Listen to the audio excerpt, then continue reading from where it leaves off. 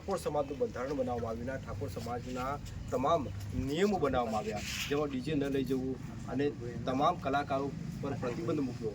પરંતુ હવે ગઈકાલે એક વિડીયો સોશિયલ મીડિયામાં વાયરલ થયા અને આ વિડીયોમાં સમાજનું બંધારણ તૂટ્યું છે તે પ્રકારની વાતો વચ્ચે સોશિયલ મીડિયામાં પોસ્ટ એવી થઈ કે ગબ્બર ઠાકોર અને અર્જુન ઠાકોરને સમાજ બહાર કરો. આજે ETV ભારત જાવડિયા ગામે પહોંચ્યું છે અને અર્જુન ઠાકોર અને ગબ્બર ઠાકોરને વાત કરશે કે આ સમગ્ર મામલો શું છે, કેમ બંધારણ તોડવું પડ્યું અને બંધારણ તમારા સુધી પહોંચ્યું છે, તો પછી આ બંધારણ તોડવા પાછળના કારણો શું છે, શું કહો છો?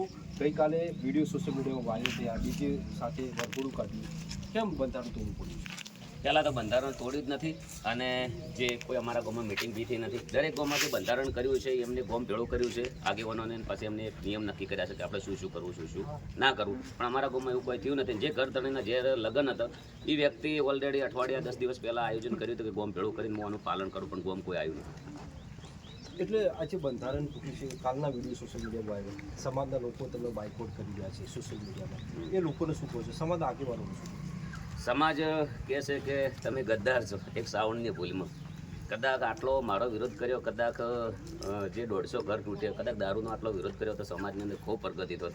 હવે જે આ લોકો અચાનક આટલા બધા આવ્યા છે તો એમને કહું છું કે ગમે ત્યારે ફરી બંધારણ કરો ને અમારા ગામમાં દારૂ ચાલુ કરો તો આટલા ઓનાથી ડબલ આવજો.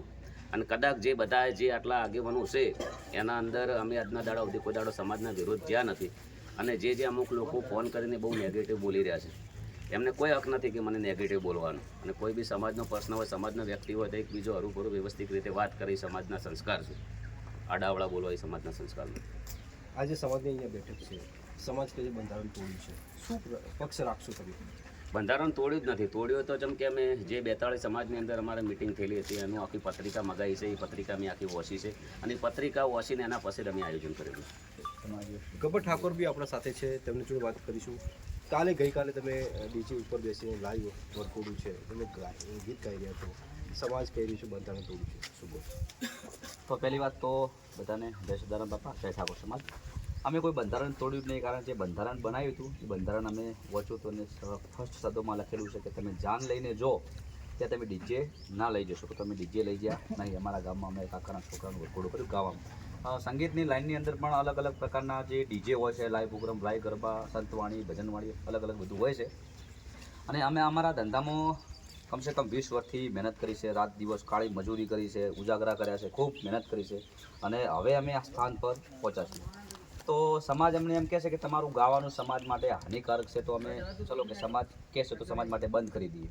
તો સમાજને અમારી એક અપીલ છે કે અમારો રોજગાર, અમારો ધંધો, અમારા પાછળ 300-400 જણાના ઘર ચાલે એમનું કોઈક વિચારો, અમારું વિચારો. અમારે જે લોનો છે, અમારા ધંધા છે, અમારા ખાવા માટે, અમારો કોઈ બિઝનેસ નહીં, કોઈ ધંધો નહીં, અમારે કોઈ જમીન બમીન નહીં, તો અમારું ખાવા માટે કેવી રીતે પૂરું કરવું. અને પહેલી બીજી વાત કે સમાજ એક તો બંધારણ કેમ 2?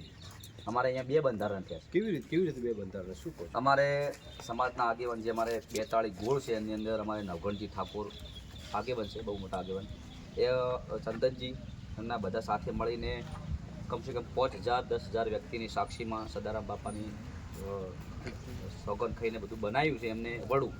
ત્યાં એક એ બંધારણ અને એક આ બંધારણ. તો હવે અલગ અલગ બંધારણમાં કયું બંધારણ પાલન કરવું? અમુક લોકો આ બાજુ છે, અમુક આ લોકો આ બાજુ છે. એ છતાં મુદ્દા આપણે બંનેના વાંચ્યા છે અને બંને મુદ્દામાં લખેલું છે કે તમે ડીજે ખાલી જોડમાં ના લઈ શકો. ચાલો કે આપણે ડીજે બંધ હતો તો અમે ડીજે કર્યું હોત તો 4000માં પટી ગયો અને અમારે 17,000 ખર્ચો, તો ખર્ચો આમાં વધી ગયો છે. તો આ લોકો એમ કહે છે કે સમાજમાં ડૂબાડવાની તમે પેલું ડીજેના ખર્ચા, ડીજેનો ખર્ચો 4-5 હજાર થાય અને પેલો ખર્ચો 17,000 થાય છે. અને જે જગ્યાએ અમે ઝોન લઈને ગયા ત્યાં 2 ઝોન આવી હતી. બનાસકાંઠાની અંદર ઝોન આવી એ પણ બનાસકાંઠા, અને ઝોન આવી હોમે પક્ષ એ પણ બનાસકાંઠા. તો સમાજનું બંધારણ હરેક વ્યક્તિ માટે સરખું હોય છે. એકલા ગબ્બર ઠાકોર માટે, એકલા અર્જુન ઠાકોર માટે હોતું નથી.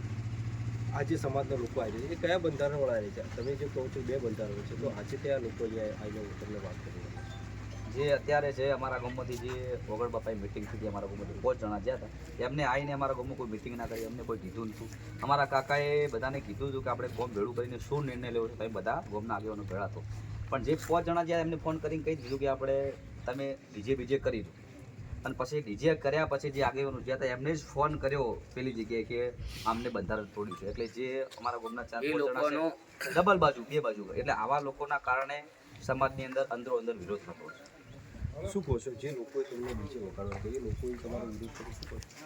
પહેલાં તો આ ગામના 2-3-4 આગેવાન છે એ લોકોનું અમને નેચા દેખાડવાની વાત કરી છે. એનું કારણ કે કદાચ ગોમ ભેળા થઈ અને આયોજન કર્યું હોત ગોમમાં તો એનું બી પાલન હોત. પહેલાં ગોમનું હોય પછી બહારનું હોય, પણ આ લોકોને કોઈ આયોજન કર્યું નથી. સીધો ડાયરેક્ટ મેસેજ ફેલાઈ દીધો છે કે સમાજનું આમ કર્યું તેમ. સમાજવાળા બહારથી આવવાના છે તો આપણે સમાજમાં રહેવાના જે મંડપ બંધાણો છે એ પણ અમારી જગ્યા છે અને આજ દાડાઓથી સમાજ સાથે સીએન સમાજ સાથે રહેવાનું છે. મારું દિલ મારો આત્મા કહે છે કોઈ દાડો સમાજ અંગાત ગદ્દારી કરી નહીં, કરવાની નથી. જીવનમાં કોઈ લઈને આવ્યા નથી, કોઈ લઈને જવાનું નથી. ઓલરેડી મકાન બી કરવાના ચાલુ કરી દીધો છે. ઓલરેડી સેવાના કોમ બી આપણા ઘણા બધા છે. અને એક વ્યક્તિ જે રોમાપીરનો ભગત હોય જિંદગીમાં શું કેમ ખોટું કરે? 10,000 લોકોની રોજગારી છે. જે સાઉન્ડ રિધમવાળા એ લોકોની વેદના લોકો બિલકુલ સમજતા નથી. જ્યાર સુધી સાઉન્ડ રિધમવાળા કલાકારોની જરૂર પડી ત્યાં દિલ ખોલીને એમને ઉપયોગ કર્યો છે અને અચાનક પેટ ઉપર પાટું મારી છે. શું કહો છો આજે સમાજ સમક્ષ કેવી વાતો મૂકશો, શું પક્ષ મૂકશો? કારણ કે સમાજ આજે તમારે ત્યાં આવી રહ્યું છે, તમે બંધારણ તોડી તેવું સમાજનું કહેવું છે. હવે એમના અંદર પૂરેપૂરી અમને ખબર છે કે અમને બંધારણ તોડ્યું છે. ત્યારે એ લોકો આવે છે, મને ખબર છે કે મેં બંધારણ તોડ્યું નથી.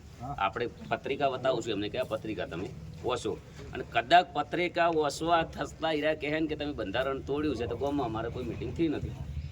અને એવું કદાચ હોય તો એક વિડીયો અમે એવો બી જોયો છે નવા ગામની અંદર કે અમારે ડીજે ચાલુ રહે, તો એનો કોઈ વિડીયો આજના દાડાઓથી એવો આવ્યો નથી કે ભાઈ અમે ડીજે બંધ કરી દીધું છે કે આવીશ ના છે કે તેમ છે કે બરાબર ને કોઈ જુ નથી. એક ગબ્બર ઠાકોરને ઓલરેડી પહેલાંથી ટાર્ગેટ કરેલો છે, ટાર્ગેટ કરતા આવ્યા છે. પણ એક આ કુળદેવી અખતમાની રોમાપીરની દયા છે આજના દાડાઓથી નમતી આવી નહીં, રોમાપીર કદી નમતી લાવશે. એક મારો અંતિમ સવાલ છે, આજે સમાજને સમક્ષ તમે શું વાતો મૂકશો? કારણ કે સમાજનું બંધારણ સમાજ એક જ કહે છે, તમે બે બંધારણ કહો છો, અલગ બીજું બંધારણ, તેને લઈને શું રજૂઆત કરશો?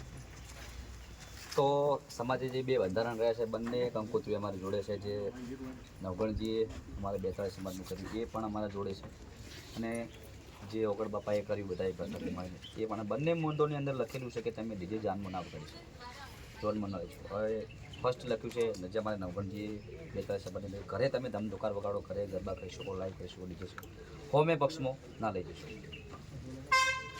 તો આ હતા અર્જુન ઠાકોર અને ગબ્બર ઠાકોર. તેમનું કહેવું છે અમે બંધારણ નથી તોડ્યું, પણ બંધારણમાં જે આગેવાનોએ એમને જાણકારી આપી છે એટલે ક્યાંક બે બંધારણ થયા હોવાની આ વાત કરી રહ્યા છે, ને આ જ કારણે આ આખો વિવાદ ઊભો થયો છે. હવે સમાજના આગેવાનો એવું કર્યા છે કે અમે બંધારણ તોડ્યું છે. અમનું કહેવું છે કે બે બંધારણ હોવાના કારણે અમારે કયું બંધારણ સમજવું કે જે અમે તોડ્યું છે તે આગેવાનો અમને સ્પષ્ટ કરે, અમે પણ અમારી વાત એમના સમક્ષ રજૂ કરીશું. ત્યારે આજે આગેવાનો જે જાંબુડિયા ગામે પહોંચવાના છે તે આ બાબતે શું નિર્ણય લેવાના છે અને બંધારણનો વિવાદ કેટલો વધશે તે જોવાનું રહ્યું. અયુબ પરમાર, ETV ભારત, બનાસકાંઠા.